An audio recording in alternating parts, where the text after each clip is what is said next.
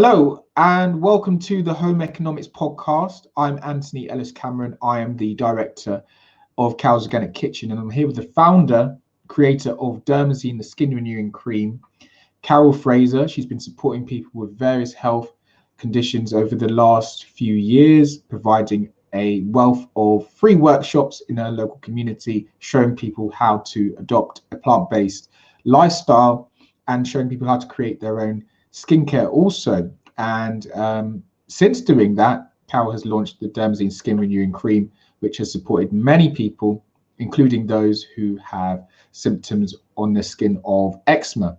And that is born from Carol's experience helping her daughter, Christina, my sister, treat the symptoms of eczema naturally. So, Carol, one of the biggest questions people have is, does Dermazeam contain steroids? And I would like you to answer that now and address that question for those who are curious. No, Dermazeam certainly doesn't contain steroids. And the reason is, it was one of the things that I wanted to get far away from when Christina was suffering badly with eczema.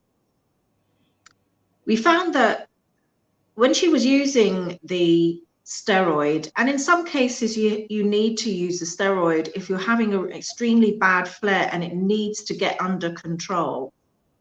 But what we found was when Christina had a bad flare and she was using the steroid, as soon as we stopped using it, the flare-ups would still happen anyway. And one of the things I noticed is that it was thinning her skin and also making her skin tone darker. And that was a bit of a worry with the side effects, possible side effects. Everything has side effects, but possible side effects. And with her being so young, using it over a period of time was a bit of a concern. And I'm often asked this question by people wanting to use Dermazeam Skin Renewing Cream because they see the results of the before and after pictures and some of the testimonies. And it's a valid question, really, because it can be very effective for some, if not most. And I want to reassure people that, and I'm relaying some of their concerns in terms of what's happened to them with what's called topical steroid removal. So I'm going to relay some of the stories that I've had actually in terms of people coming off steroids. And they've told me that they had a really bad time withdrawing from the steroids and their skin had become flaky, red, itchy, and more sore than ever. And that's just some of the symptoms that happen when coming off steroids. The skin becomes dry and flaky. It becomes inflamed. It becomes red. You can have discoloration. The itching becomes more severe and the skin can become extremely dry and painful. So certainly that's something that anybody wanting to come off steroids never wants to go through again. And it can be worse in terms of the not just coming off with the withdrawal, but the effects it has on coming off it, obviously, with the itching, the flaking of the skin, the redness, the soreness, and the intense itching is something that affects eczema sufferers anyway. So coming off it is really quite traumatic for some if they've been on steroids for quite some time. And in some research, it talks about steroid addiction. which can be understandable because you want to stem the symptoms, but it's not meant for long-term use. And what can also happen, according again to studies and the stories in some cases, there can be nerve pain and also fluid beneath the skin, pimples, and in some cases oozing as well, which sounds quite horrific. Do we know how? Sorry, go on. So no is the question, is the answer, and certainly wanting to come away from steroids for my daughter, Dermazeam Skin Renewing Cream is 100% plant-based and natural. Do we know, because obviously steroids is the done thing now, you know, doctors are recommending it, and there are a lot of people who use steroids and don't notice any symptoms. And is there a safe amount of usage for that is recommended for steroid creams? Do we know that what the number is for that, how regularly we should be using it or not using it? It depends on adults or children. As far as I know, it could be anything from 0.5% possibly up to 2%. I don't know beyond that. Christina never went beyond 1%. And had we've had to have relied on them a bit longer, it may have pushed up a bit. Because then what happens is, once you've been on steroids for a long period of time and your skin begins to react badly, as I said, the flaking, the itching, and the red soreness, and it's also known, TSW is also known as red skin burning syndrome. That sounds horrible.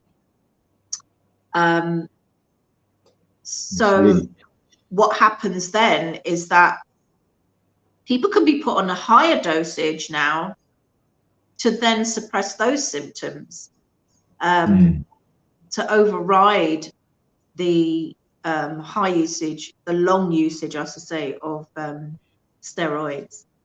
And again, what steroids actually do is to suppress the immune system, because with eczema sufferers, it's an autoimmune reaction where the immune system is overreacting.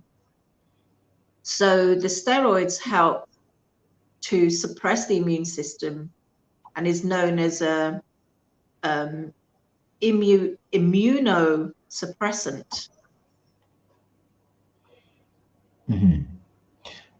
One of the questions I had, because I saw that some people recommend that you use steroids, or some websites recommend that you use steroid cream for up to 2 weeks at a time. And I think it was eczema.org that said you shouldn't use steroid cream for more than 12 months. So there is, I don't know if there's any clear message about how long you should be using it. That is a safe amount of time. But I think when you have a skin condition, and I can relate to this because I have folliculitis, which is usually a scalp condition, but it can appear anywhere on the body. When you have an itch, or when you're in, you're in pain, it can be difficult to say, okay, that's enough. I'm not going to use this anymore. This cream that's helping me, that's soothing the pain. So when you have to self-police yourself, self-regulate yourself, it's very, very difficult to say, actually, I'm going to not use this thing which is actually helping me, and I'm going to actually endure the pain. I think there needs to be more support there from whoever's prescribing these things, or there needs to be more clear guidance on the instructions, maybe about how and when to use these things and when to reintroduce them if you are taking a break from them, because otherwise I think it can introduce some anxiety about what is safe and what isn't safe. Well, I think obviously the steroids are given out by your people's GP, and the GP would be monitoring the percentage and the the usage and how long the person is using the steroid for. And the GP would have advised to use for a period of time. But of course, like you say, if you're in that amount of pain, you may go beyond that. And you're finding that it's suppressing the symptoms. So therefore, you want to stay on the steroid. And that's the danger. That's where it comes in, you see, where people continue to use it beyond that. But it's used under medical guidance. That's But right. people need to, you know, help with the symptoms, and it's understandable when it does happen. And in some cases, by then it's too late, because the body then gets so used to using the steroid that you then get the reaction of the red burning skin syndrome, the flaking skin, and the intense itching. And then the doctor may have to then prescribe a higher dosage to overcome those symptoms, or the person, under doctor's guidance, comes off the steroid, I would imagine gradually, but then they have to endure the withdrawal symptoms, which can be equally as painful and horrific as the overuse of the steroid. So it's a kind of catch-22 situation. But you know, this is one of the reasons why I went natural for Christina.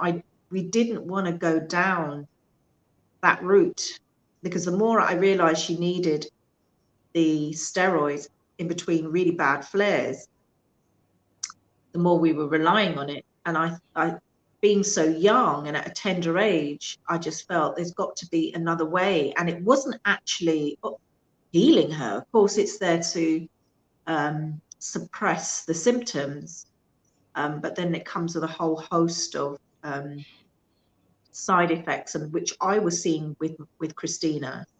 So personally, I was seeing that her skin was thinning and that her skin was darkening. I think it's also important to say that lots of people use steroid creams and don't notice any particular topical steroid withdrawal, and then there's other people who don't notice any symptoms of this TSW, and maybe after a long time may notice some redness or some withdrawal symptoms. So it really depends on the person and how excessively they're using their particular cream.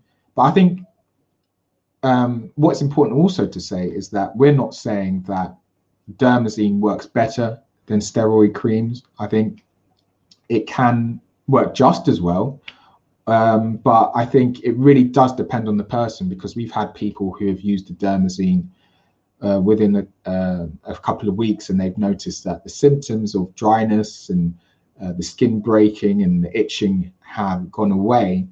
But there's other people who have felt that, for example, Dharmesh, if you remember, we did a video interview of him, which he kindly agreed to do a few months ago, and he mentioned that he preferred the Dermazeam because it was a natural solution, but he said that the Diprobase actually soothed the itching a bit more, and so he was inclined to go back to that for a little while. But yeah, I think it really does come down to the person. But I think if you can go natural first, why not try a natural solution first, see if that's potentially risk-free, given that you don't have any nut allergies or any skin pollen allergies. I think it's always important to go natural first. And I think the tide is changing. I think people are starting to see actually that plant-based ingredients can work just as well as the conventional products. let me just correct you there when you said nut allergies, just for those who are listening. Okay.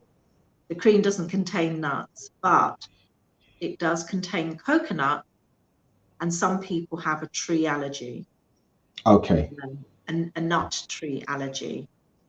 And on the other hand, some people may have pollen allergy, and that may be a problem to some with Dermazeam because it contains lavender. And in any case, I always recommend anyone who's got tree nut allergies or pollen allergies, don't use Dermazeam, but it doesn't contain nuts. I know you mentioned nuts, but I thought I'd just clear that up. Okay. And also, we offer a 60-day money-back guarantee. And the reason we do that, and we give this long extended guarantee, not to say, oh, well, this is such a fantastic product that it's going to heal, let alone overnight. It's to give people that reassurance that when you're shopping with us, and I understand as a parent with a child who had eczema, buying yet another product which claims to help with inflammation and itching and soreness, all of the above affecting eczema. And then you go and invest in something else and it doesn't work for you. It's not going to work for everybody. And for those who it doesn't work for, you have that reassurance, but we want you to try and see whether it can work for you. And in most cases, it's been really successful. And not only that, it's helped with other things that people weren't expecting, because they bought it because they love the idea that it's 100% natural, organic and plant-based. And it's got rid of their dark marks, hyperpigmentation. And in the case of the story of Caleb, which we showed a video testimony, which is on YouTube, he started using it when he overheard me having a conversation with his mother about my cream for her dry skin. She had dry hands, and he thought, will this work for me? Now, he had hypopigmentation. Now, this is a young black boy of around 10 years old who had a pink hypopigmentated mark on his skin. And that is when the skin becomes light and pinkish in tone. And he says in that testimony in the video that it took 4 to 5 days for that to disappear. So it's done some wonderful things. And a lady with hyperpigmentation, where she had dark discoloration on her skin, and it cleared completely, and her skin is glowing and it's all even in tone. There's other cases as well, like you say, Anthony, your folliculitis, people with psoriasis as well. I think that is one of the benefits that we don't speak about enough in terms of the balancing of the skin tone, fading of marks, hyperpigmentation, the hypopigmentation. When I first started using the cream, one of the first things to go was the redness, and my skin started to, the balancing of the skin tone happened quite quickly. That was the last thing I had to worry about. I think I've had folliculitis for about 18 years. And for me, the biggest benefit would be reducing the inflammation, which has happened gradually over time. And that needs to be obviously internal and external process, especially when it's this severe. But in terms of fading marks and redness, that is one of the strongest benefits of the Dermazeam, definitely. So Carol, I just want to thank you for answering that question, because a lot of people will be apprehensive about trying new creams and emollients if they have a sensitive skin condition. and especially if they want to make sure that something is natural before putting it onto their skin. So that's a question I really felt that we needed to answer today. I'm going to end this podcast here, and we will be doing another one soon on another topic. But Carol, thank you very much for your time. And for those of you who are curious about trying the Dermazeam Skin Renewing Cream, you can find it by searching for Dermazeam Skin Renewing Cream or clicking the link in the description below. Thank you very much. Take care. And if anybody has any particular questions, please add them in the comments below, and we'll endeavour to do, if we can answer those questions, a podcast to answer them for you. Indeed. Thank you very much for watching, and we will see you in the next one. Thank you. Bye for now.